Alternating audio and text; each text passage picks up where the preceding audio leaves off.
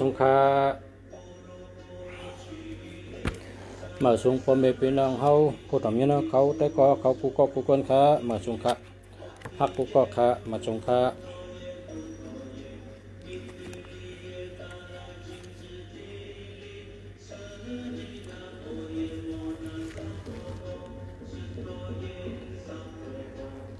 โหมันมาในติดรอดกัดถาปันตั้งไล่รอดกัดถาเฮามีปรามีนะเจ้า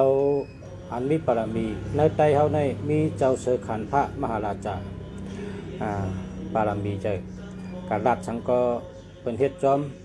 ก็ตึกเมืองใดก็เพราะกะฮอดอมได้ตึกเป็นก็ยอมซึกบันกูเมืองเจ้าเสือขันพระเป็นผู้อ่องเปะซึกนาเมืองในนาซึกปืนแต่ไม่เช่นนั้นเพราะว่ามีปรามีมีอำนาจหลักสังก็เป็นเฮ็ดจอมเจ้าเสือขันพระมหาราชาในขึ้นเมื่อดังเมืองเขเมื่อย้อนเอาขึ้นน้ำดินหินผาวันเมืองเฮาปูอ่านปูควางลอยนานเน้นเมืองอันนาดินปู่หมอนตั้งเสียงนั้นเขเขาจะวงเขเขาก็ยกบันขึ้นคำเดียวมาตั้งออกมาหอดเกี้ยงใหม่ลงกับเมืองลาวกับเมืองเขมรก็เมืองไทยเมืองลาวเมืองเขมรเป็นก็หับตึกให้เมืองเป็นก็ยกบันขึ้นมันเจ้าเขก็ขึ้นมือถึงเมืองเมาขึ้นในสืบปืนเจ้าเฉขันพระนะเลยว่าเป็นผู้มีปรามีเพราะว่าในเมืองไทยในก็เลยหันเจ้ามุญญาคนคำปาธิเก่านะเลยเป็นผู้มีปรามีเมื่อปันคนคำปาธิเก่าในเลยว่าปรามีเฮืองเปิงเสาเตะก็เพราะฉะนั้นได้โหมานวันมาในเตะรอดกัทะปรามีสิบปาเฮาพอไม่พี่น้องเขารอดจังไหนกุวันรอด7 กำก็เลยรอด9 กำก็เลยนะก็กะเสเมืองดีเตรอดปัญชุเจ้า3 กำรอดจังไหนครับนะโมตัสสะภะคะวะโตอะระหะโตสัมมาสัมพุทธัสสะนะโมตัสสะภะคะวะโตอะระหะโตสัมมาสัมพุทธัสสะนะโมตัสสะภะคะวะโตอะระหะโตสัมมาสัมพุทธัสสะนะโมตัสสะ3 กำนะเพราะว่านะโมตัสสะ3 กำก็ว่าตานะปรามีตานะปรามีตานะปรามีศีละปรามีศีละปรามีศีละปรามีนักขมะปรามีนักขมะปรามีนักขมะปรามีปิญญาปรามีปิญญาปรามีปิญญาปรามีวิริยะปรามีวิริยะปรามีวิริยะปรามีขันธีปรามีขันธีปรามีขันธีปรามีเชตจาปรามีเชตจาปรามีเชตจาปรามีอธิษฐานปรามีอธิษฐานปรามีอธิษฐานปรามีเมตตาปรามีเมตตาปรามีเมตตาปรามีอุเบกขาปรามีอุเบกขาปรามีอุเบกขาปรามีสาธุสาธุสาธุภาวะปรามีในว่า3 กำ7 กำ9 กำว่ากาถาปรามี10 ปานะนั่งให้ว่าก็ได้นอนให้ว่าก็ได้จุกให้ว่าก็ได้กาให้ว่าก็ได้ว่าจับตบตาสินะเพราะว่าจังตรงสาในเจียวต้องนะนโมตัสสะ3 กำแล้วก็รอดกาถาได้เป็นกาถาปรามี10 ปานะ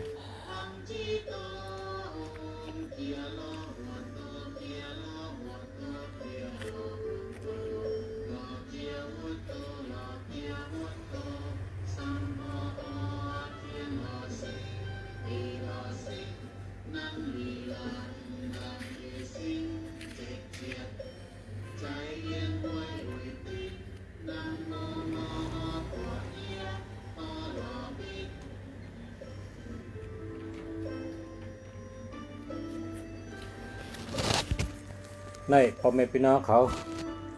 จะเปิดเงินจะเปิดคำหันในเฮ็ดไว้ที่จ้องต่อนะเฮ็ดไว้ที่จ้องต่อในอยู่ที่วานปางฮูนะวานปางฮูเมืองไตนะเมืองไตเว่งปังหลง เวงคำปังหลงอันนี้เป็นเมืองคำไตนะเมืองคำไตเมืองคำไตช่วยแสนปีนะช่วยแสนปีช่วยแสนปีช่วยแสนกี่ปีช่วยแสนปีกี่นะอยู่ที่ในเมืองไต้หลวงเฮานะอยู่ที่ในเมืองไต้หลวงเฮาอยู่ที่ในเมืองไต้หลวงเฮาเลยว่าเจ้าปะเงินเจ้าปะคำป้าในอยู่ที่จ้องต่อครับ เจ้าปะเงินเจ้าปะคำที่เมืองไทย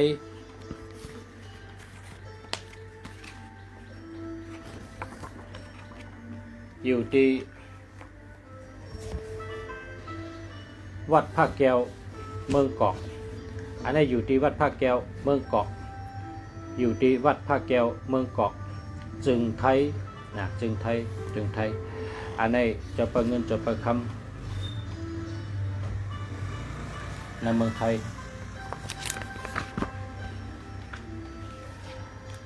อันนี้จะประเงินจะประคำ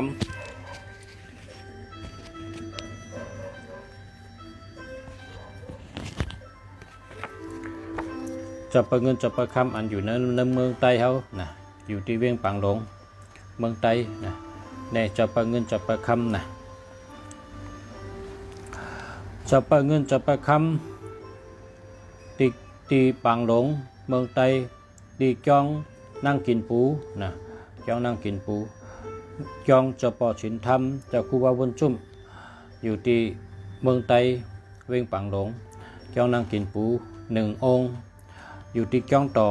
ปังหูหนึ่งองค์อยู่ที่จ้องสามชั้นหนึ่งองค์นะสามเจ้าในเย้ายาเฉยฉาดีงามเพราะผู้เลยเผอโตตันก็เอาเต้นหอม36ต้นก็ดูกับไว้ย้อนชูไล่ขาออก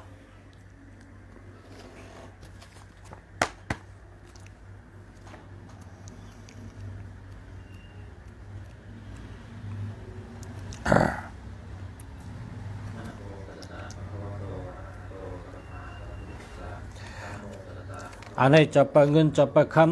ำในเมืองเขนะในเมืองเข ในเมืองเขเนี่ยเป็นจะไหนไว้นั่งไว้มีหนวดยาวๆนะเนี่ยจะประเงินจะประคำอันในเมืองเขในเมืองไต้เฮาขา ที่ไรขาก็มีที่เมืองกึ๋งก็มีที่ปังลงก็มีกำในเฮาขาติรอดปารามี10 ป่าพี่น้องเจออันใดมาห่มหลู่ห่มตัน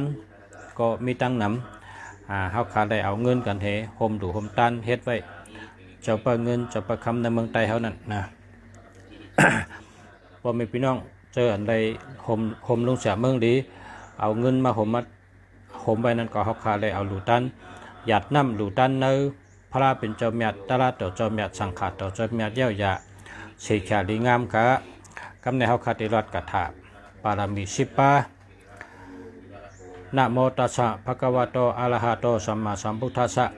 นะโมตัสสะภะคะวะโตอะระหะโตสัมมาสัมพุทธัสสะนะโมตัสสะภะคะวะโตอะระหะโตสัมมาสัมพุทธัสสะตานะปารามีตานะปารามีตานะปารามีศีลปารามีศีลปารามีศีลปารามีนักขมาปารามีนักขมาปารามีนักขมาปารามีปิญญาปารามีปิญญาปารามีปิญญาปารามีวิริยะปารามีวิริยะปารามีวิริยะปารามีขันธิปารามีขันธิปารามีขันธิปารามีสัจจาปารามีเสจจาปารามีเสจจาปารามีอธิษฐานปารามีอธิษฐานปารามีอธิษฐานปารามี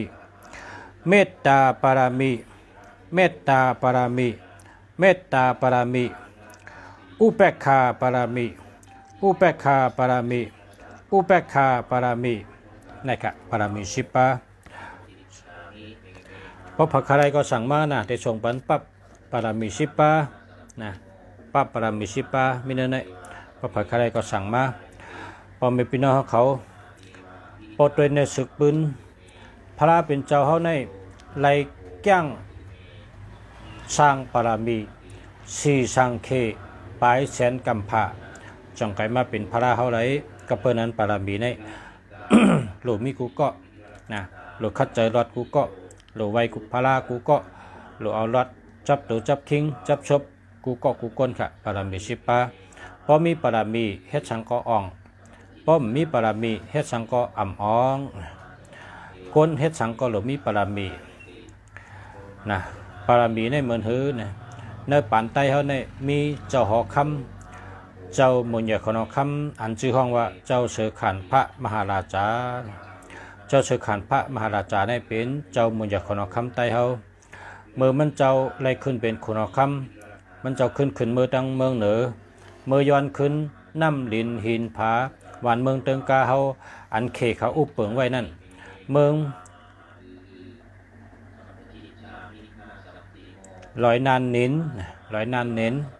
ปูอ่านปูควางในเมืองเขนะบอกขึ้นเมื่อฮอดเนี่ยก็เจ้าวงเขก็อ่ำฮัดตึกนะก็อ่ำฮัดตึกก็ว่ายินข่าวว่าพวกเผาตึกเจ้าเสือขันผ้าเนี่ยวันเมืองเป็นพื้นเป็นไผ่เผาตึกก็เป้ไรเนี่ยเขเขาก็จังยินข่าวเช่นนั้นให้ได้อ่ำฮัดตึก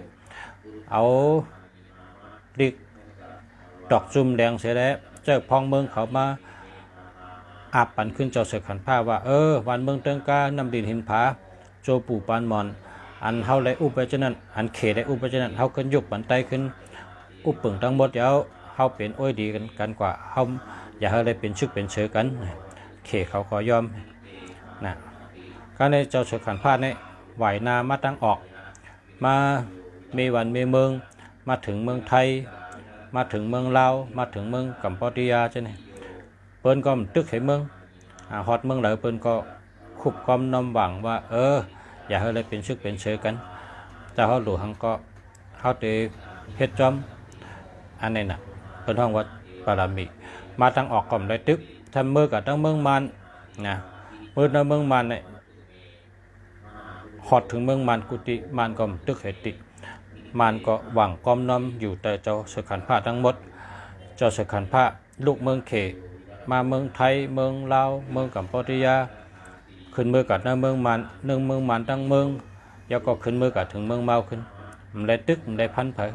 อันในเป็นห้องปารามีกะฮอดก็เลยก็เปิ้นหวังก้อมน้อมจูขุบก้อมน้อมจูดีๆงามๆไปจังว่าปารามีในโดโลหอกุวันนะโดยเฮ็ดปารามีเฮามีปารามีพอมีปารามีในคนเมืองหักก็เพราะฉะนั้นโดยลดกระทาปารามีเฮาคาเฮ็ดการมากมีก็โดมีปารามีคนเฮ็ดขุนจามบ้านกินเมืองก็โดมีปารามีโดยเฮ็ดสร้างการปารามีพอเฮาเฮ็ดปารามีเพราะปารามีเฮามีคนก็จ่อยผีก็จ่อยผีก็จ่อยคนก็จ่อยนะก็เพราะฉะนั้นแหละเจมเบอร์มื่นชื้นก่อนเจมเบอร์สังก่อพระลากก่อเมืองมีมาทุ่งจำพาเราเป็นขุนก้นเมืองก็โหลเฮ็ดตีดีงามๆดัดในก้นเมืองลองดีสั่งสอนก้นเมืองให้ไปตั้งอันดีให้อ่อนกันเฮ็ดลองดีดูเจ้าเก่าก็โหลเฮ็ดลองดีเฮ็ดเนลองดีอ่อนเฮ็ดลองดีดัดลองดีเฮ็ดลองดีขึงปองลองดีเฮ็ดช่างลองดีเมื่อเราเฮ็ดช่างลองดีปียาวข้าวหึงผีก็เกี่ยวคนก็เกี่ยวผีก็จมคนก็จม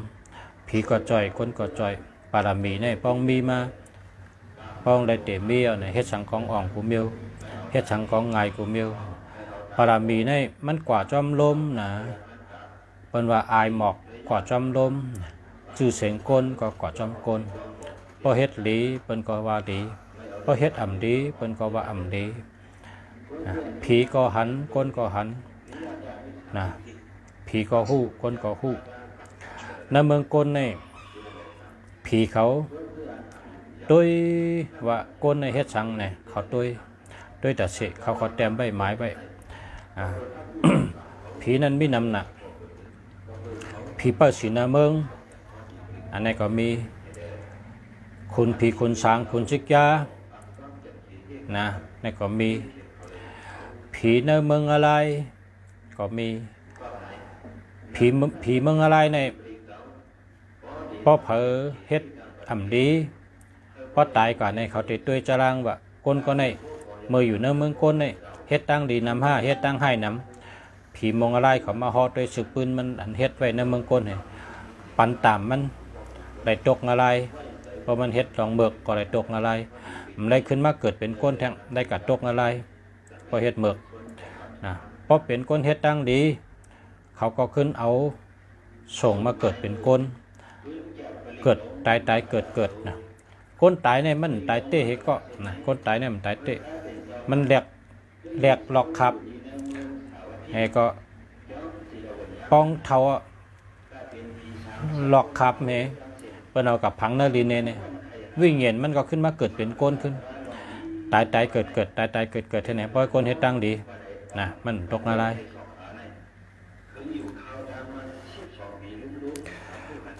ก็ในผีทางเมียวหนึ่งผีทางเมียวผีอันปันต่ำในเมืองก้นในจำเป็นห้องว่าผีเมืองก้นนะผีเมืองก้นในจึงว่าขุนชันนี่นะขุนชันนี่เนี่ยมันปันต่ำในเมืองก้นกำเดียวพอเฮ็ดให้ก็ตั้งให้นั่นหันกำเดียวในเมืองก้นพอเฮ็ดหลีอาจูลองดีนั่นก็หันในเมืองก้นกำเดียวอันนี้ประทังว่าผีเมืองก้นผีเมืองก้นในเป็นว่าชื่อมันท่องว่าขุนชันนี่นะขุนชันนี่เนี่ยมันโดยในเมืองก้นเนี่ยปันต่ำกำเดียวพอเฮ็ดเพชรก็พอเฮ็ดเมือก็ปันต่ำกำเดียวบทตอบบทแทนกำเดียวพอเฮ็ดดีก็เลยกุสูงกำเดียวและอาจูกำเดียวอันนี้ผีในเมืองก้นผีในเมืองก้นในซ้ำโดยไรจัดก่อนวันหลังมันยำเฮ็ดอีสังมาพอตายเอาจัดในแต่กับเป็นอีสังในซ้ำพอด้วยเลยตั้งหน้าตั้งหลังเขาในผีเมืองก้นนะผีเมืองก้นเขาเป็นพี่น้องกันนะชันนี่เป็นน้องใจมันเป็นผีเมืองก้นเป็นลูกใจขุนวันนะเป็นลูกใจขุนวันอันเปิ้นห้องว่าสุริยะนะขุนวันนะลูกใจมันน้องใจมันเนี่ยเป็นผีเมืองก้นโดยคนพอเลยเฮ็ดลองดีก็จอยปันเฮาดีเอาดีแทงเพราะเผยเฮ็ดตั้งให้ก็ปันตามมันในเมืองก้นกำเดียวอันนี้ผีอยู่ในเมืองก้นปีไอมันในซ้ำชื่อว่าคุณธรรมะนะคุณธรรมะเพราะกรรมไทยในว่าธรรมราชคุณธรรมะในซ้ำ อยู่ในเมืองอะไรเป็นผีอะไรเพราะคนตายกันเนี่ยพอมีอาแปดมันก็ตกอะไรนะเพราะว่าเฮ็ดตั้งดีเนี่ยก็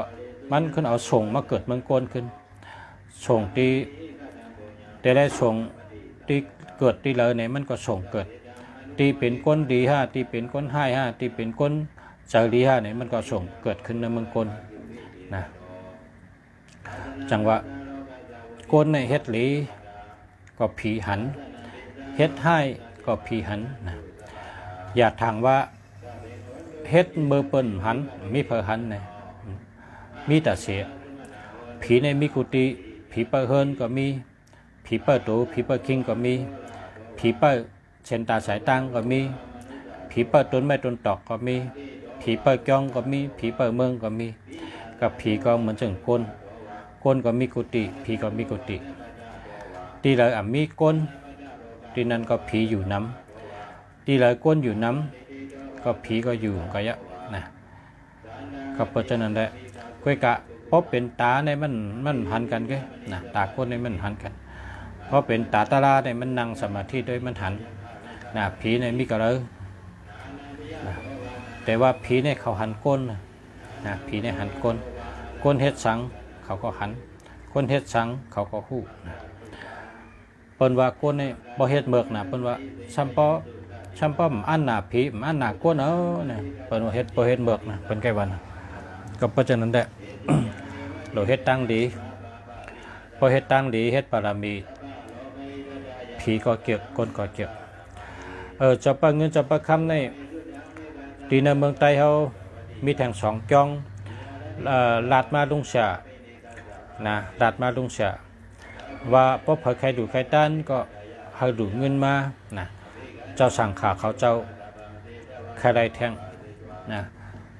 เจ้าเขาใครได้แทงอันเท่าใครเฮ็ดดูกับเจ้านี่ก็ลุงเสียเมืองดีก็ป้าพี่น้องอามยาก็ป้านะพี่น้องตั้งน้ำก็ป้าฐานะโฮมป้องกันนะกูวันกูเมืองอันใดมาโฮมดูไว้ที่ลุงเสียนั่นลุงเสียก็เลยเอามือเฮ็ดหลูตันเนาะเย้าก็3 เจ้า 3 สูนะจะไปเงินจะไปคำในเผยใครโฮมหลูโฮมตันแทงก็มาโฮมหลูโฮมตันเลยตัดเฮ็ดแทงมีแทงตา2 จ้องนะย้อนมาว่าเขาก็ใครตะกะเพราะว่ามีคนหลูเนี่ยเขาก็ใครหลูจอมนะเขาก็ใครหลูจอมแล้วก็พอมีคนหลูตีจ้องเขาก็ใครเฮ็ดมันแม่นนำค่ะมันแม่นนำนะก็เปิงแม่นนำแหละเพราะก็เร็วหลูกองก็แม่นนำนะไปกับพวกโฮมกันมันนำค่ะพวกโฮมกันเฮ็ดได้ง่ายอยู่ค่ะนะเขาค่ะโฮมกันเฮ็ดได้เฮ็ดยาว3 เจ้าค่ะตัวเดียวนี่นะจะเปิงเงินจะเปิงคำในวันในเมืองในป้องเขาวันเมืองเขาขึ้นใหญ่มาสูงนะเพราะเขาวันเมืองเขาขึ้นใหญ่มาสูงเขาก็หลบมีวถอดมีวเมียดเหมือนจังหื้อเนี่ยพาราเมียดตาราเมียดสังขาเมียดเจ้าดีผีเมียดก้นดีก้นเมียด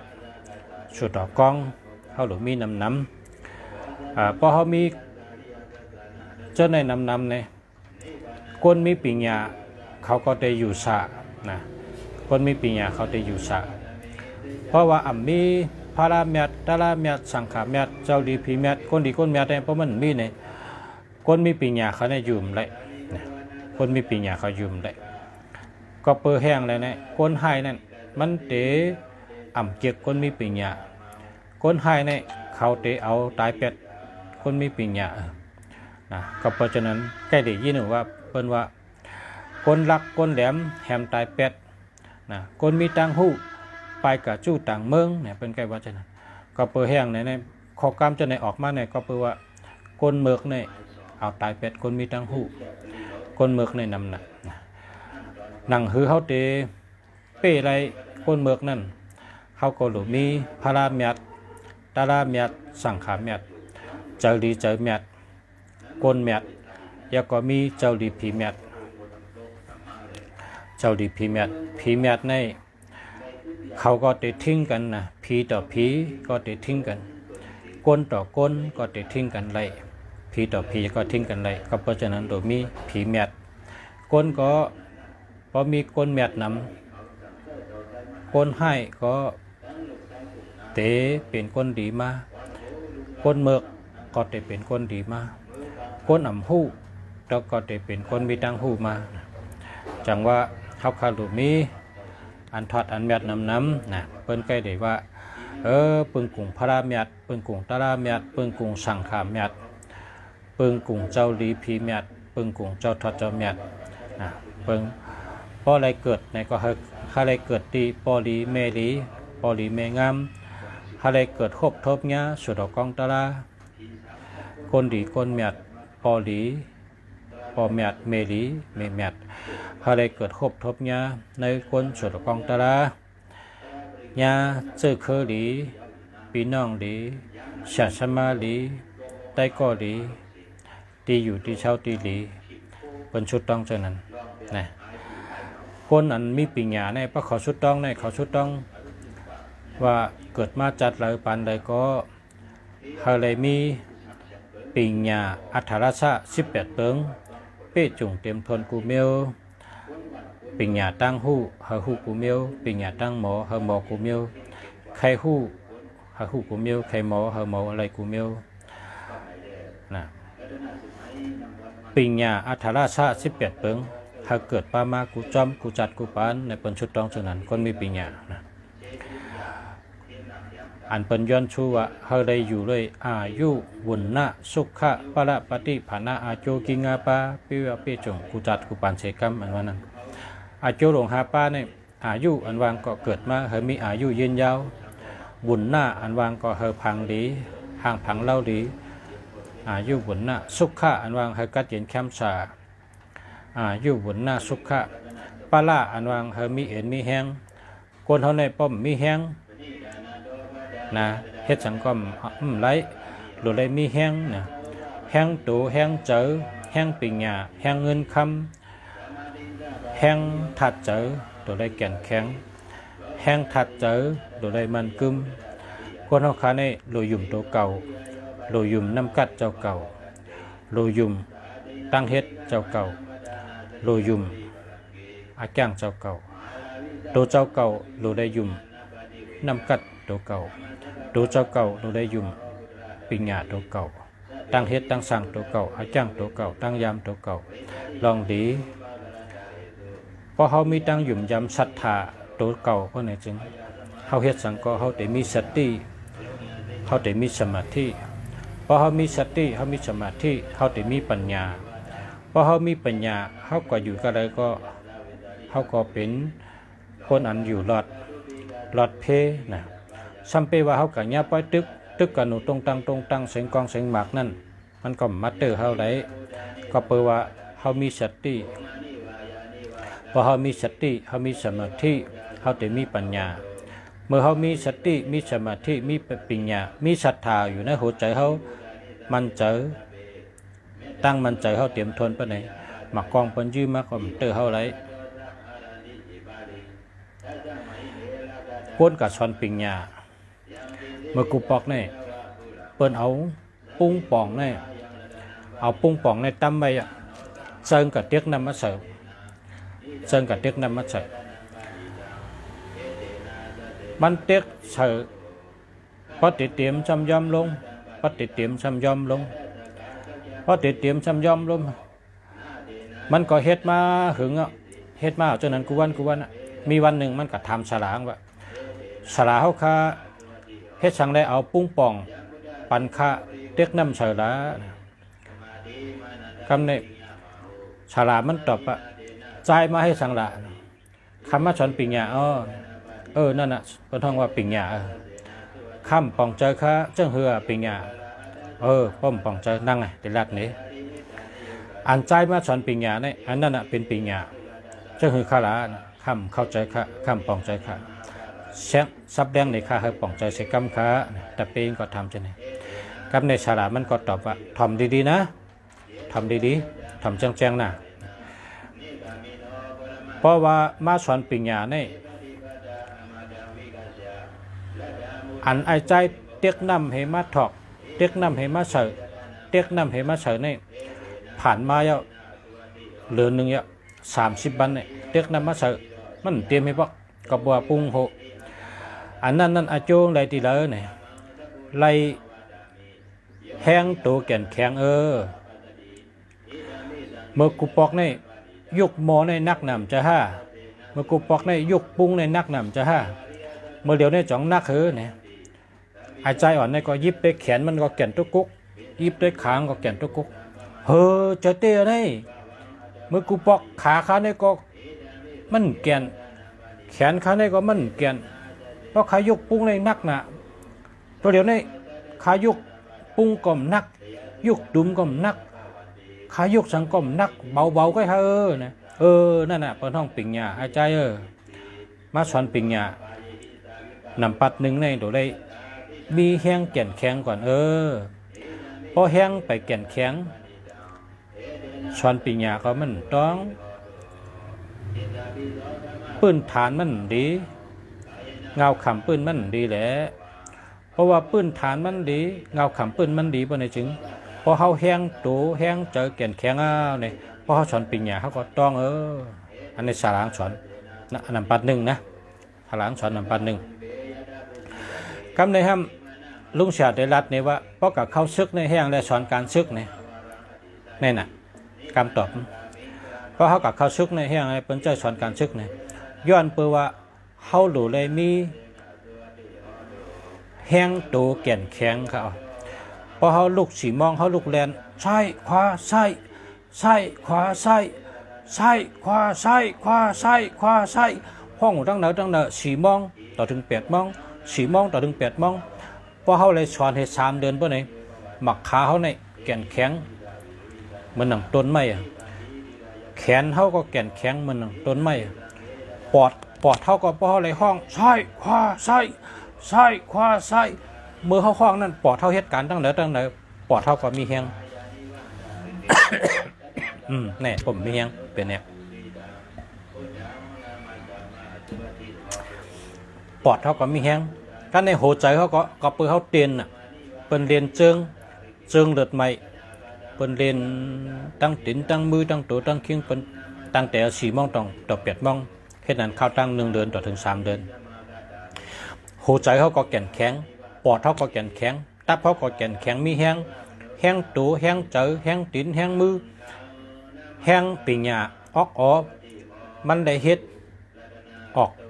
เป็นว่าเชิงเลือดใหม่นะเชิงเลือดใหม่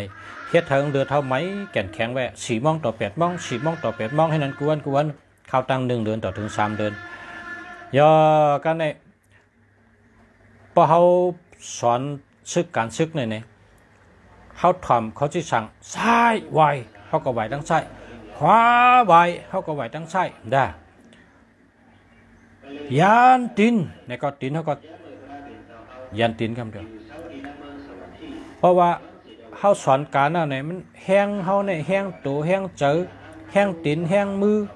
แห้งออกเขาเนี่ยเขาติดเลยพร้อมกันกุมเมียวเนี่ยเขาจังไกเป็นก้นแดดมาค่ะอ๋อจะว่าดีเฮ็ดกูก็ซึกเนี่ยนะเพราะฉะนั้นขอบคุณที่ได้สอนการซึกขอบคุณขอบใจนะขอบใจเตะฉลาเขาขาก็ย่ำไปตายตึกมีตัวเดียวอันสอนการซึกมันเขาค่ะเพราะเขาขาเลยสอนการซึกเนี่ยเขาเป็นก้นแก่นแข็งนะแต่ละประชาอาชา60 ปลายนะแก่นแข็งแห้งเยอะเรียนเค้กันก็ตึกได้ก็ว่ามือหนุ่มเขาได้สอนการไว้ก้นกูก็อย่าไปขั้นลองสอนการอันกับสอนการเนี่ยมันเฮ็ดให้เขาแก่นแข็งนะพอเขามีตัวเข่งแก่นแข็งทัดใจเขาก็แก่นแข็งศรัทธาอันยุ่มเจอศรัทธาอันยุ่มโตศรัทธาอันยุ่มแห้งเจ้าเก่าศรัทธาอันยุ่มน้ำกัดเจ้าเก่าตีนแลดมือแลดหูแลดตาแลดเนี่ยมันเตรียมทวนมากูปลายค่ะอ๋อก็เพราะฉะนั้นได้รู้เลยสอนกูก่อนนะการซึกเนี่ยพอสอนมาเนี่ยขึ้นมาเป็นก้นเฮือนก็อะไรมันแก่นแข็งมันแดดเชลมันหัดฐานมันหมออยู่กันเป็นมุกเป็นหมู่เป็นจุ่มเป็นเจอหลายก็อยู่จ้ำกันก็เกี่ยวนะในบอกว่าการซึกในมันดีมันปั่นพรดีเขาเลยสอนนะเหมือนจังหนังก้นกับสอนปิญญาอันดุงเสียว่านั่นน่ะฉลาดมันเนี่ยเอาปุ้งบีฮูโฮเนี่ยปั่นมันเหวก็เจิงกอดเด็กนำมาถอกใส่ให้เต็มเนี่ยเห็นนั้นหนูกูวันอ่ะเข้าตั้งเป็นเรือนไปอ่ะฉลาดมันก็เจอหังเจอในแกเจอกับเด็กนำเนื้อหอยเหแหวกน้ำขึ้นมาหอดยองก็มาถอกใส่เนื้อปุ้งเหห้ามขึ้นลงก็เหเด็กนำเนื้อหอยห้ามขึ้นมาใส่เหให้ในเข้าตั้งเดือนก็ในบทถึงเดือนเนาะแต่เป้งก็ทำฉลาดว่าฉลาดคำมาสอนปิญญาให้ยังฉลาดเจอคัดเด็กนำมาเฉยปุ้งโฮจังไหนขลาฉลาดมันก็ตอบว่าในแหละปิญญาเนี่ยปิญญาแต่เปงทำว่าเจ้าคือขลาลัดในข้าได้คำป่องเจอซับแรงในข้ารู้คำป่องเจอก็อันฉลาดลัดเนี่ยใครว่าเจ้าคือคำแดงเจอคำป่องเจอข้าฉลาดมันจังว่าปุ้งได้เป็นปุ้งโฮนะเพราะเป็นปุ้งอ่ำโฮได้พอมาใส่กองเต็มจ้าอันนี้เป็นปุ้งโฮเนี่ยเข้าตั้ง1 เดือนเนี่ยอาใจเตียกนำมาใส่ตั้งวันลงกับเตียกในกลหอยทำหับนำขึ้นมาทำมาใส่ทำขึ้นลงกับทำขึ้นเห็นไหนขึ้นมาตั้งวันเนี่ยบอกว่าเฮ็ดเธออาใจแก่นแข็งนี่นั่นน่ะกำขนาดฮัลโหลค่ะ อ๋ออ๋อ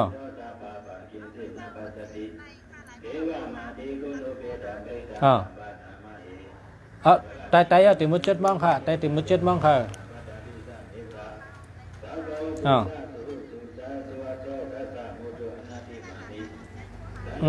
เมื่อคำว่าก็จังถ่ายทอดสดเพราะว่าคำว่าผลแห้งน่ะไ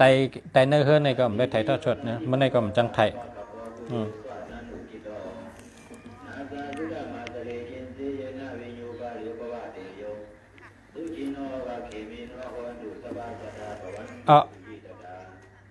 ขายละในแหละภาษาตึกไทยทอดชดน่ะค่ะไป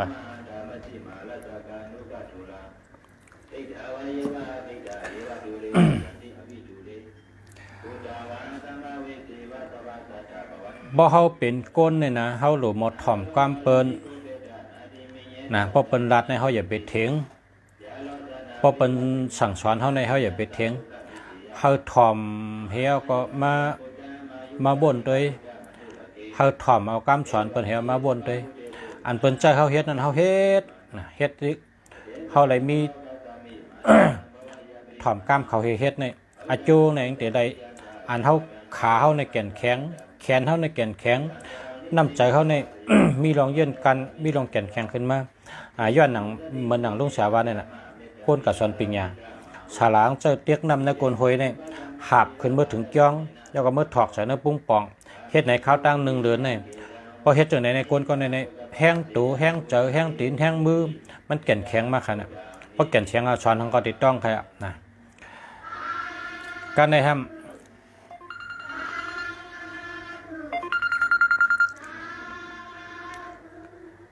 แล้วก็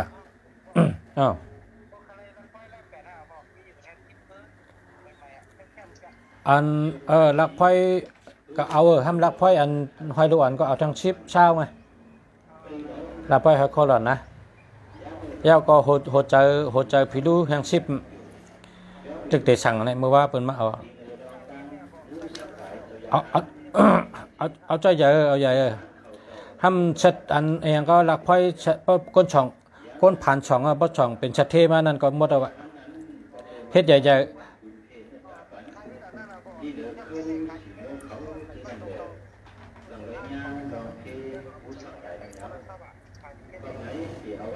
ไปหันด้วยแกอันที่ว่าก้นผ่านช่องก็เป็นชัดเทเลยขายเอาเป็นมือช่องในหันจู้นะวะในเมืองไทยเนี่ยนั่นน่ะนั่นเป็นช่องไอ้อ่องเรานั่นนั่นน่ะเอหิตะปอนอหิตะปันย้ำกับกลุ่มนั่นน่ะคำเนี่ยเอาไม้เลี้ยงใส่ตรงมีไม้เลี้ยงเอาไม้เลี้ยงเฮ็ดใหญ่ๆน่ะส่งมาขายในเมืองใต้นั่นขายถึงตองกี้พวกนั้นเอาทั้ง10น่ะนั่นน่ะเอาครับ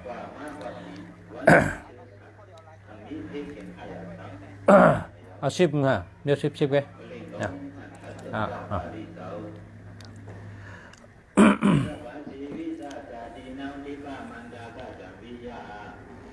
ไตเตียน1 กูก็ค่ะ1 กู600ค่ะไตเตียนจู่1 ก็600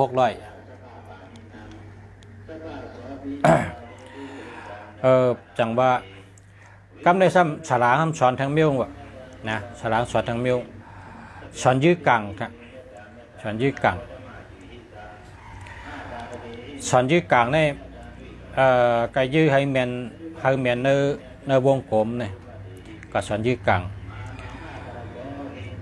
กลางในนักนะครับกลางในนักนะก็ได้มันก็ยกแขนสั่นนะฉลางว่าพอยกกลางให้แขนสั่นให้นั้นมันยื้อสังกมเตอปองว่าเป็นก้นมีแห้งเนี่ยวะ เป็นก้นมีแห้งเดี๋ยวเลยพึกให้แขนแข็งก่อนเนี่ยวะเอาละค่ะมาส่งค่ะ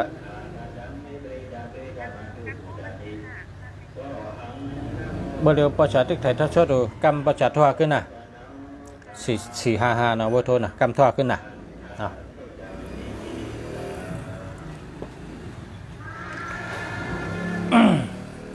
เฮียก็ฉลางก็ว่ายุคกลางในแขนบ่ชัน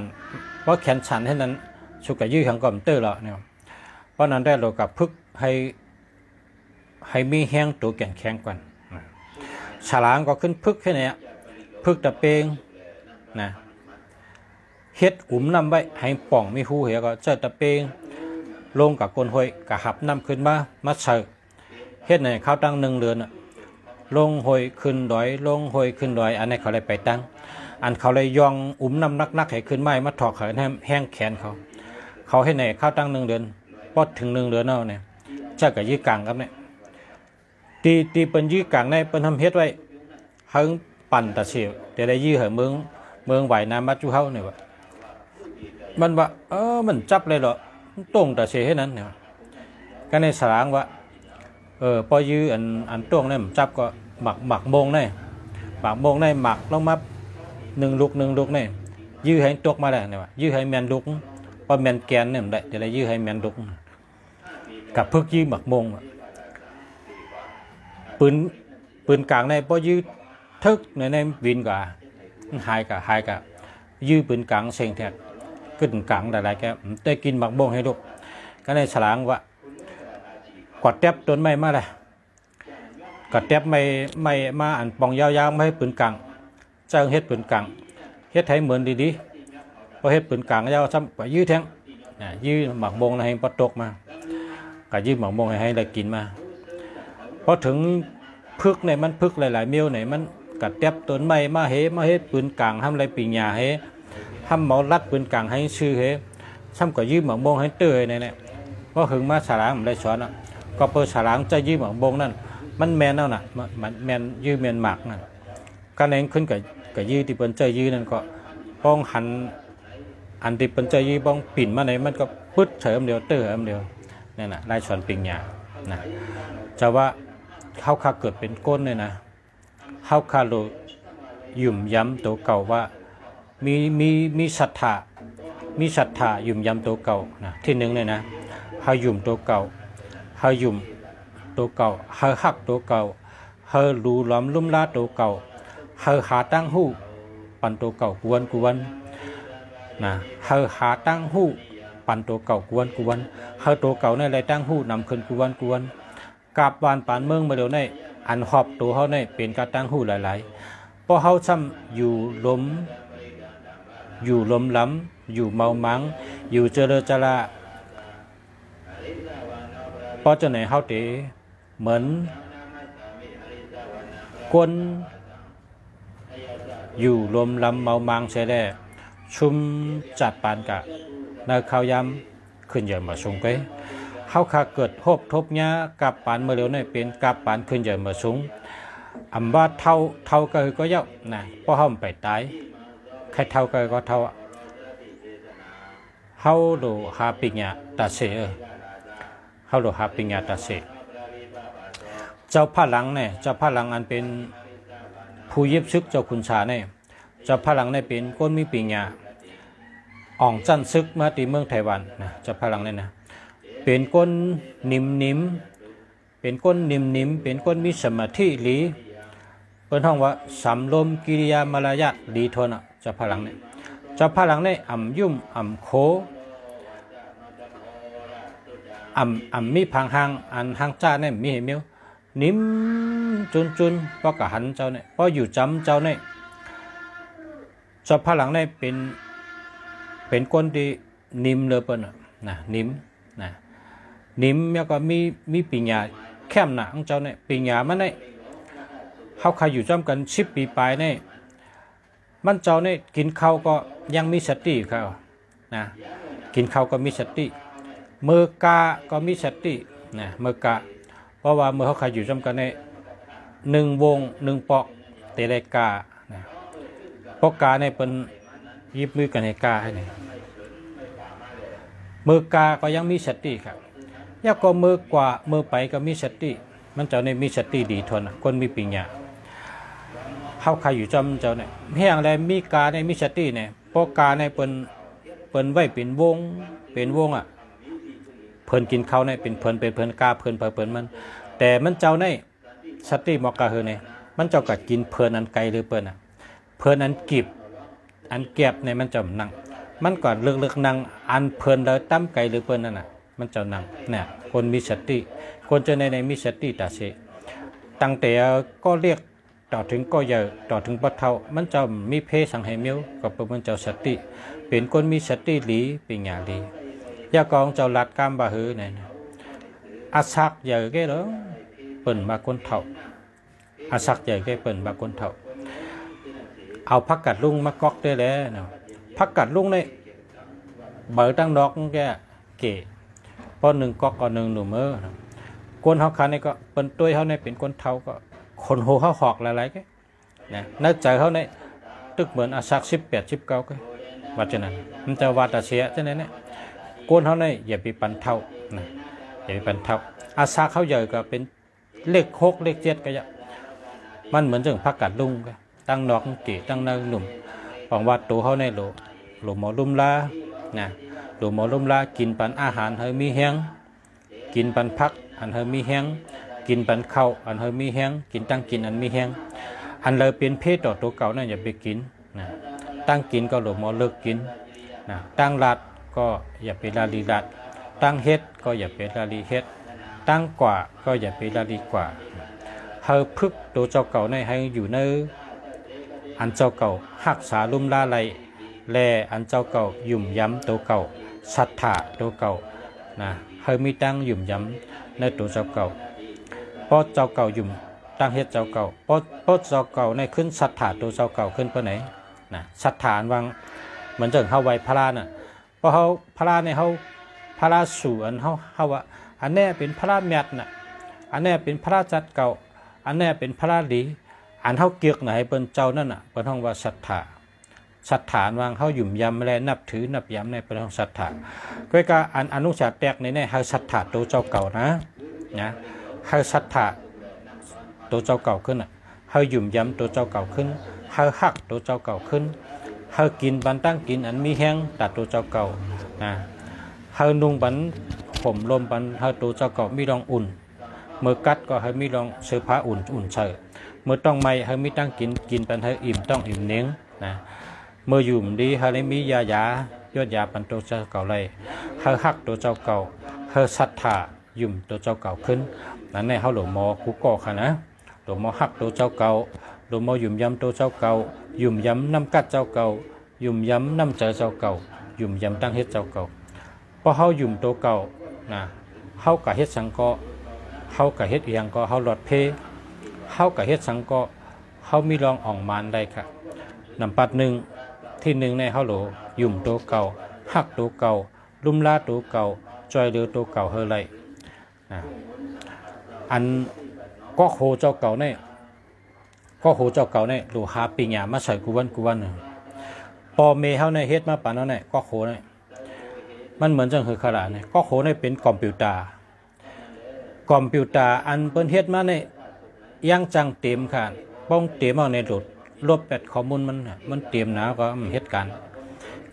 ก็โหเฮาเนี่ยพอเมเฮาเฮ็ดมาป่านเนี่ยมันทำแก้เลยคอมพิวเตอร์ทั้งก่อนคือแก้เลยคอมพิวเตอร์เนี่ยป้องเต็มเอาป้อมหมอลุ่มลามันก็ปัจจัยก็เทิงนะ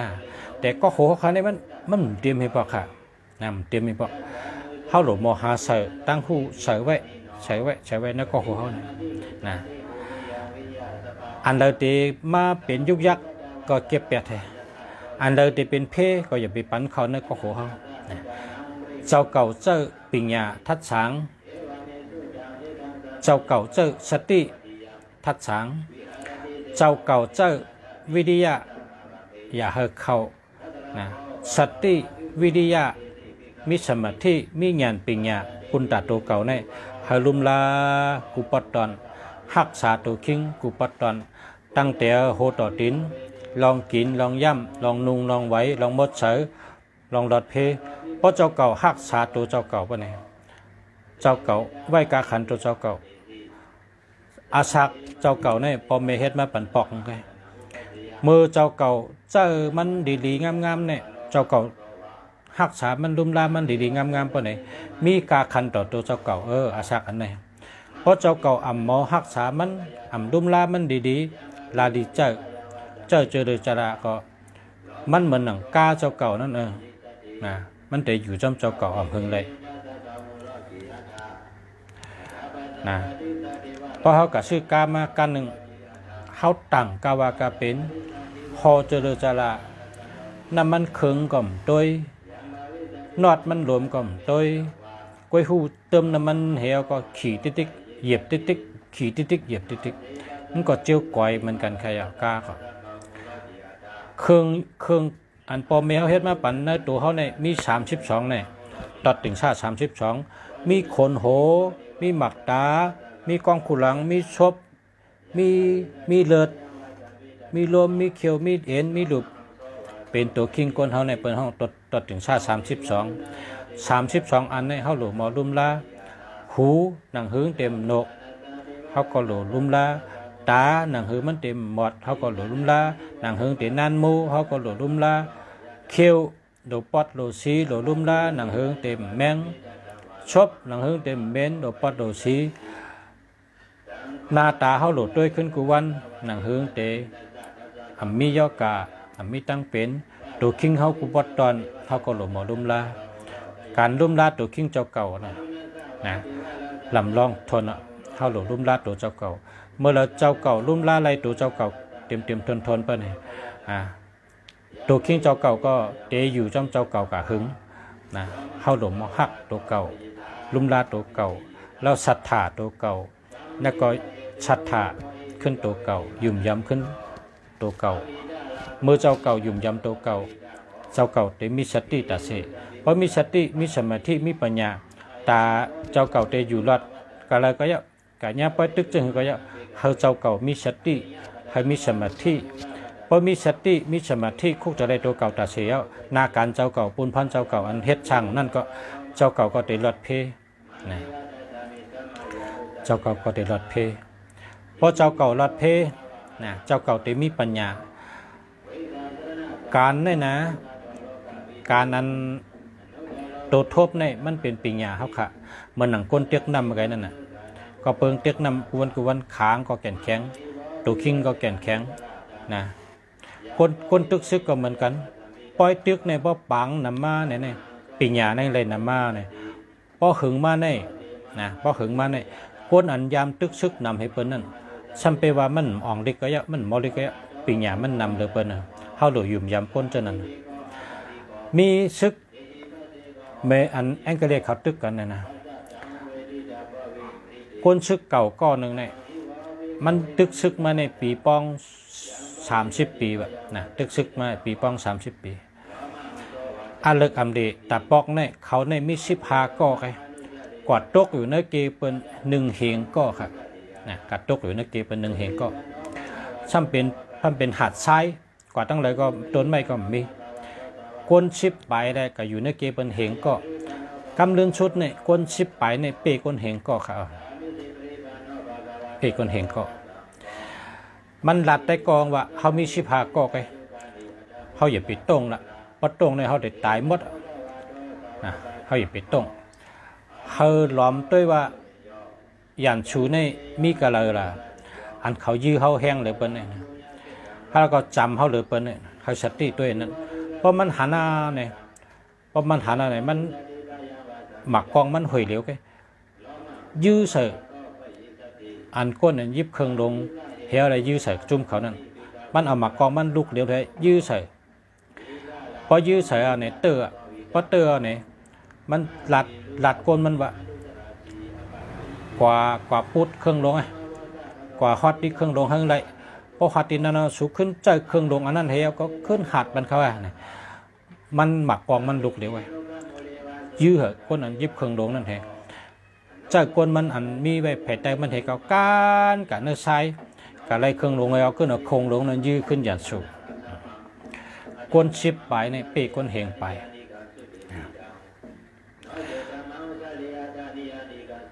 มันเป็นปัญญาอันในลุงเสียด้วยหนังวิดีโออันนะแล้วก็การตึกชึกนั้นพออยู่พอตึกอยู่ตั้งนาในหันกันนะตั้งนาในหันกันเมื่ออันตั้งนานั้นมีอายุงเสยในมีตั้งนาว่ายันชูใน หยอกกันตั้งหน้าตึกกันตั้งหน้าเรียนซึกกันตั้งหน้าหมอกคนหาก็เนี่ยโหลดปอมโตก็ตั้งหลังเหี่ยวกว่าหาที่อันมีเครื่องลงเขาปันแห้งไพ่ยืมมันนั่นกว่ายื้อกันนั่นน่ะเป็นตียำมันนะอันตั้งหน้าเนี่ยมันหันกันน่ะมากองออกก็เลยกองจักออกก็เลยหมดถาออกก็เลยมันเป็นตีหันกันอันนี้เป็นตีเรียนการซึกอันตีเน็ตมันอันตายมันเนี่ยมันอยู่ที่ตั้งหลังบุญก้นบอกหาก็ในโลกกไก่เฮขึ้นกับออมมาตั้งหลังมายื้อเป็ดก้นอันยิบหมดถาลงห้ามายื้อเป็ดก้นอันยิบกองจักค่ะเนี่ยมันอยู่ตั้งหลังในเป็นห้องว่าตีเน็ตมันนะการในซึกมาในอันเน็ตมันจะมีก็แล้วเนี่ยซึกมาในอันเน็ตมันก็เลยพอตึกซึกมาเนี่ยเปิดจอมตั้งเหยื้อเป็ดกาเขานั่นน่ะเน็ตเหเปิลน่ะก็ปัวในการนั้นคนซึกมันอยู่30ก็กาลำหนึ่งในอยู่30ก็เอาหมักวิกล้วย8ลูกยื้อใส่กาลำเดียวนั่นตาย30ก็จำกันในเป็นห้องตีเน็ตมันนะมันตีเน็ตมันเนี่ยคือเผาแปดปั๊มน้ำมันเขาเผาแปดห้องเขาสารเขาเผาแปดตีเก็บหมักกองเขาเพราะเขากล้าเขามาจำตั้งในให้เอาหมักวิกล้วยมาสู้กัน8ก็ยื้อใส่กาลำเดียวหมักวิกล้วย8ลูกเนี่ยซึกมันตาย30ก็ใช่ไหมครับในเป็นตีเน็ตมันน่าจะเฮ็ดสังก็ให้หูตีเน็ตเมื่อปานซึกเมืองเขในคูปอกในตึกกันน่ะเข้าตั้ง5 ปากปีเนี่ยเขาตึกกันเข้าตั้ง50 ปีเนี่ยเขาตึกกันตึกแล้วชาวบ้านเอาเข้าตั้ง50 ปีเนี่ยโจโฉเนี่ยมีคน70,000แกโอนเชลซัมมีคนอยู่300,000นะพอตึกกันเนี่ย70,000เนี่ยเป้300,000ค่ะนะ70,000เนี่ยเป้300,000โจโฉเนี่ยมีไตกอดีมันถามไตกองว่าตีเน็ตมันมีกันเลยซึก300,000ในหึงการกะเข้า70,000ในหึงเป้ในตีเน็ตมันมีกันเลยเนี่ยถามไตกองว่าควรซึกออกเข้าตั้งไก่มา2 จุ่มให้มัดตึกกันตีในตีเน็ตมันเป็นเย่ข้าวสารมันกว่าเผาไปเย่ข้าวสารมันแล้วพอซึกในป้อมแล้วกินข้าวในเหตุการณ์ได้พอประวัตินั้นในก็โจโฉในผ่ายอันมีซึก70,000ในเมื่อไต่กองหลัดจากนั้นก็มันก็เอาซึกคาเฮงให้ได้กับให้จุด8เย่ข้าวสารมันซึก300,000ในป้อมแล้วกินข้าวก็ลูกเดียวหมดตั้ง300,000นะอันนี้เป็นตีเน็ตมันจุดอ่อนแต่ว่าบ้านเมืองในเมืองในตึกกันเนี่ยมีเห็นเมืองหรอตึกกันกูเมืองเจ้าเสือขันผ้าขึ้นเป็นเจ้าหอคำมันก็เลยตึกเจ้าพระมหาคณันนั่นแหละเป็นนางขึ้นมันยังได้ตึกก็ว่าการตึกซึกเนี่ยมันตื่นตัวเลยตึกก็เลยแก่นแข็งก็นั่นอยู่รอดนะผู้แก่นแข็งเป็นผู้อยู่รอดผู้อ่อนแอเป็นขี้ขะย่อมตักตายมันเป็นธรรมชาติปลาหลงกินปลาอ่อนสั่งซี่กินควายกินวัวกินมาลายตัวนั่นแหละก็เลยแรดก็เลยเยอะแก่นแข็งแห้งเยอะก็นั่นเป็นตัวเป๊ะมันเป็นธรรมชาติมันเป็นตาลาอันเป็นธรรมชาติเป็นมาในโลกะเมืองก้นกำผะเฮ็ดกว่าเลยเขาจอมเอาอันลูกฉลาดเนี่ยเฮ็ดกับจอมตัวแก่นแข็งเจอแก่นแข็งทัดเจอแก่นแข็งแห้งเจอแก่นแข็งมีสติมีสมาธิเจอปัญญาได้หาตีเน็ตมันเฮ็ดจังได๋ยังมีทางคอหนึ่งคำสอนเป็นว่าโปยอบจนเฮยอบโหนาเพราะกัดตีจนเนี่ยให้ตีโหนาเขาเพราะอะไรโหนาเขาก็ตะเปมันเนี่ยคำพองก็เมื่อเฮินคำพองก็ไปคำพองก็ปอคำพองก็มาจูเขาโหลเลยตีโหนามันในการบรรสอนไว้นะเพราะตีจนให้ตีโหนาในลำลองเราเฮ็ดจังนั้น จะว่า ผู้เกาะโลหมอหาตั้งผู้เสดตัวเจ้าเก่าแล้วก็โลยุ่มตั้งเฮ็ดเจ้าเก่าโลศรัทธาเจ้าเก่าตัวฮักตัวเก่าโลยุ่มย้ำน้ำกัดเจ้าเก่าแล้วก็เจ้าเก่าตัวเลยมีสติมีสมาธิเจ้าปัญญานะเจ้าปัญญาอย่าไปตื้ออย่าไปแนดอย่าไปเฮ็ดเจริญจระ มีคนกอง สลางเจอบนเตียกนำมาเฉยในปุงเนี่ยว่าก็เลยเตียกเฉยเตรียมอันตั้งก็ดันแต่เป็นคนเป้เนี่ยวะกับเตียกนำในก็เตียกนำในก็อันก่อนเจอไว้นั่นมันเตียกเขียวกองแลนเหียมัดถอกกองถอกไว้น่ะป้องถอกไว้เนี่ยอันเขาเนื้อคู่ในเกะอันเฮเป็ดน้ำทำแลนกับเตียกแทงทำแลนมัดถอกแทงเพราะว่ามันถอกไว้ในก็อันเฮเป็ดก็น้ำอันเขาเนื้อปุ้งทำเกะมันเห่อเลยเปิ้นน้ำมันก็นั่นเต็มเลยเปิ้นกำดูชุดมันก็ก้านเปิ้นก้านตีเลยขนาดก้านตีอันมันถอกไว้นั่นขนาดพอถอกไว้เนี่ยน้ำในอันเฮเป็ดมันก็น้ำอันใดเก็บไว้ก็เกะพอถอกไว้ถอกได้น้ำขนาดพอถอกแน่น้ำเฮเป็ดน้ำกำในคนอันใจเย็นคนมีสติคนมีสมาธิคนมีปัญญาในสมัยนี้กว่าก็กว่าลอยมาก็มาลอยนำก็เตียกเลยมานำหกเฮพองมาถอกก็มันถอกดีมันกุ้งเฮน่ะถอกกูหยอดให้ไรตัวอันนั้นมันมดถอกลอยนำอันใดมานั้นมันเฮไปเสียเนี่ยมันเป๊ะกว่าเนี่ยคนนั้นใจเย็นคนมีสมาธิในให้สังก็เป๊ะเป็นเหมือนคนเตียกน้ำสองก้อนนั่นแหละก่อนใจไว้นั้นมันถังว่าพดเรียนไว้ถอกไว้ที่เจ้าเตรียมเนี่ยมันเจออันมันเรียนมันนำเฮจอมตังอันมาหอดมาถอกคำเน็ตถอกคำเฮแทงเนี่ยกวนเจอไว้การกวนเจอสมาธิกวนนั้นเทิงมีสมาธิเฮ็ดดีๆนั่นมีปัญญาเฮ็ดนั่นเป๊ะมันเป็นลายเปิ่นสอนกันเราเลยมีสมาธิเราเลยมีสติมาเฮ็ดสังว่าจังหือนะเจ้าสติเจ้าสมาธิเฮ็ดพอเขามีสติมีสมาธินั่นมันดีเลยเปิ้นแตกไว้ทางเมียวว่าเต่าและปางใต้ในแดนเค้กันน่ะเต่าและปางใต้ในแดนเค้กันกำเนิดชุดในเต่าในเป้กว่าเปิ้นแตกในก้นเท่านะเจ้าในเปิ้นสอนก้นเท่าปางใต้นั่นมันหยุ่มตัวของปนน่ะหยุ่มอาลาน่ะแลนขึ้นกับเฮียนอนวันให้กันกะเต่าเนี่ยเทิงนอนวันให้ตื่นก็ไปฮอดมันกับนอนวันรับไปแถวเนี่ยเป็นคนเพิ่นท้องว่าประมาทคำแต่เฮาแต่ว่า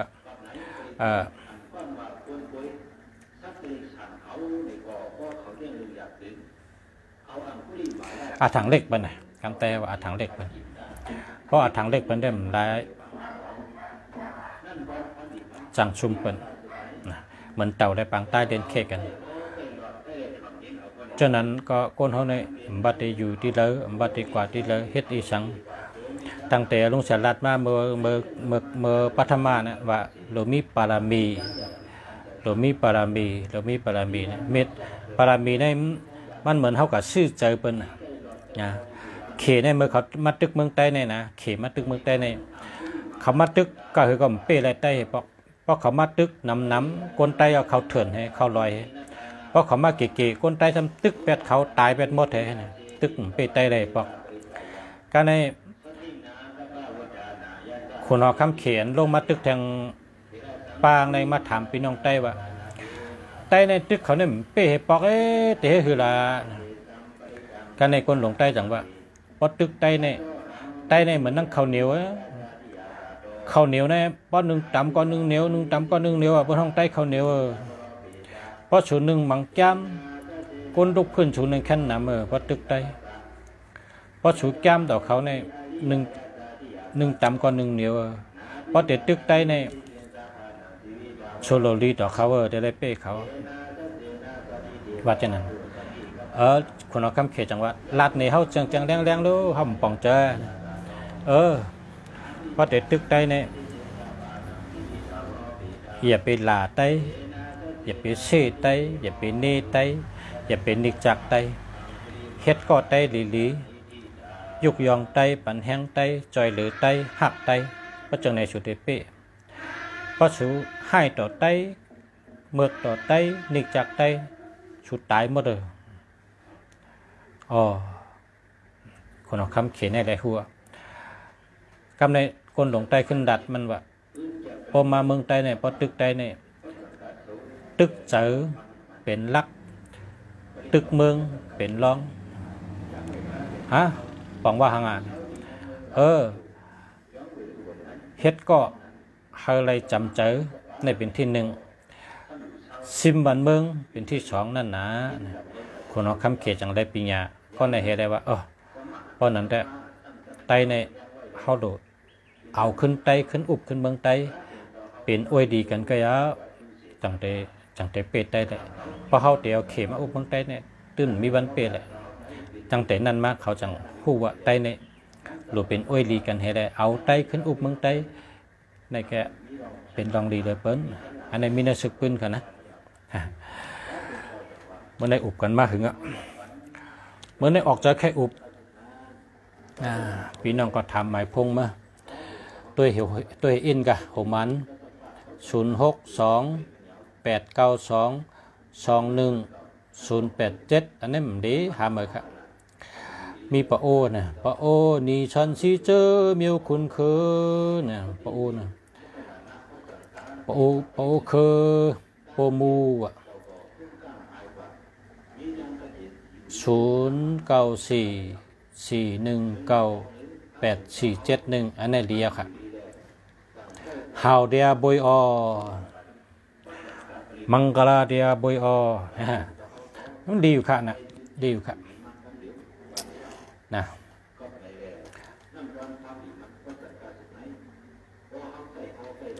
ดีอยู่ค่ะเจ้าแล้วค่ะนะมีกี่สองเกาะก้นมาถามก็นะหมายพงในด้วยกูวันก็ลองด้วยกูวันหมายพงนะป้องดีก็เจอป้อมดีก็แหลกแค่นะเหมือนจังก็ใน094ในดีอยู่ค่ะนะ094ในลองแลดเทคโนโลยีเนี่ยขึ้นป่าใน094ในแดดนะแล้วก็44ในหมอรัดหมอจ้าตั้งรัดแก่น่ะ41ในเป็นคนหาปิญญาหาตั้งหู้แล้วก็ไล่ตั้งใจแถมก้นหลงนะ41เนี่ยนะ19ในก้นหูจักง่ายนะชื่อเสียงดีชื่อเสียงดังกลางเลยก็เป็นหูจักง่าย98ในมีปรามีมีอำนาจรัฐสังก็เป็นจุ่มย้ำแล้วก็47ในรัฐสังก็เป็นจุ่มรัฐสังก็เป็นจุ่ม71ในการงานกูมิวแคมกูมิวแต่เน็ตแต่โตกูมิวเฮ็ดการสังก็เปลี่ยนกูมิวการเราอ่ำยำเฮ็ดพอเฮ็ดก็เปลี่ยนจะนะคะนะ71ในก็แก้วเนื้อกำผาในเมืองสิงคโปร์ให้ทั้งเมืองแก่ปันเปิ้นเกียก71เลยเปิ้น71ในบอกว่าเฮ็ดการแคมเฮ็ดการแต่เน็ตแต่โตขอบคุณค่าท่านอาจารย์เป็นหมอลึกไทยขอบใจค่ะขอบคุณค่ะ0966829393อันนี้ดีค่ะ96ได้เงินดี66เป็นคนเกี่ยวเจอ68เนี่ยหาเงินได้ง่าย82อันนี้ก็เงินได้น้ำ29อันนี้หังเฮ็ดพักก็หวานเฮ็ดการก็แคมให้มือก็แคมนะ93เฮ็ดสังก็เปเปิ้น39เฮ็ดสังก็เปเปิ้น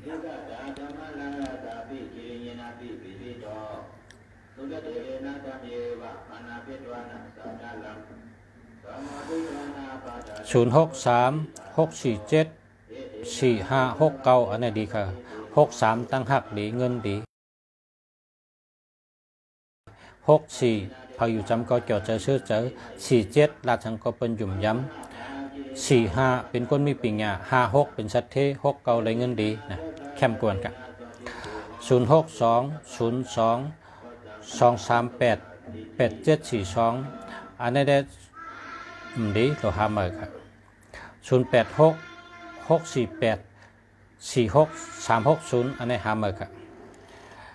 0623616399ในจังปอกถี่เนี่ยปอกถี่พอเผอเจอ63995399ในเป็นตัวนับปอกถี่ถูกหวย 062 682 217อันนี้หาเมื่อครับ062 941 4395อันนี้เจ้าแล้วครับเนาะ62รัดทั้งก็เป็นเงินเป็นคำนะ29เฮ็ดพักก็หวานเฮ็ดการก็เข้ม94เป็นก้นแรดฉี1เป็นหยุ่มยำเป็นจอยแถม39เฮ็ดสังก็เปเป็น43เป็นก้นดัดซื้อ95เป็นก้นเจรีนะเจ้าแล้วครับ083 413 8331อันนี้มันดีทำดิทำเบอร์ทำเบอร์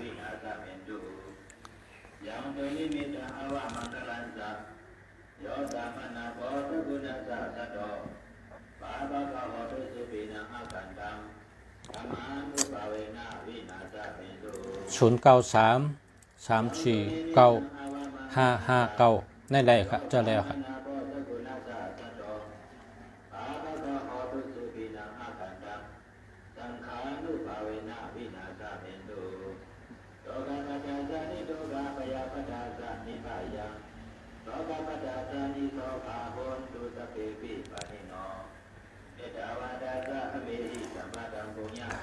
062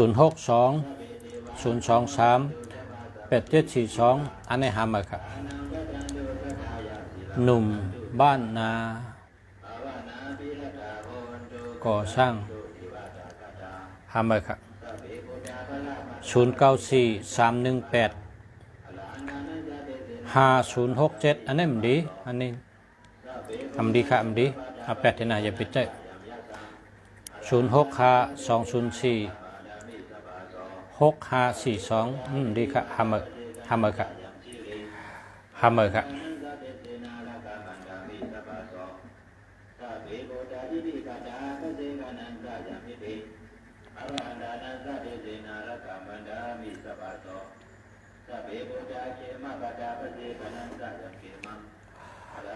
มันเนี่ยไปได้แช่กำกันด้วยกำ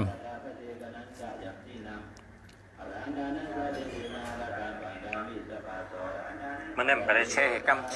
กันด้วยกำ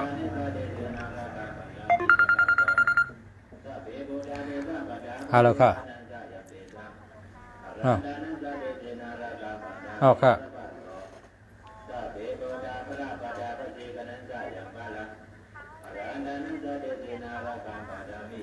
อันนี้มันดีค่ะ27ก็เปิ่นเจ้า1218เปิ่นเจ้า10ก็เปิ่นเจ้าเอา8ให้ได้หามาน่ะดีค่ะ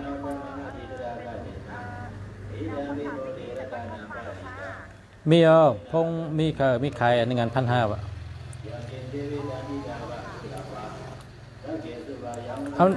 มันโทรอะไรกูอ่านดูโทรเมืองมันอะไรพี่แท็กก็มีวันทุกข้อก็มีอยู่เมืองอยู่เชียงใหม่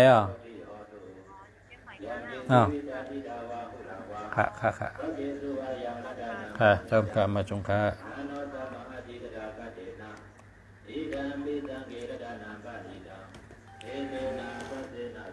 0994133163 อันนี้หามาครับ0991358611หามากันนะครับ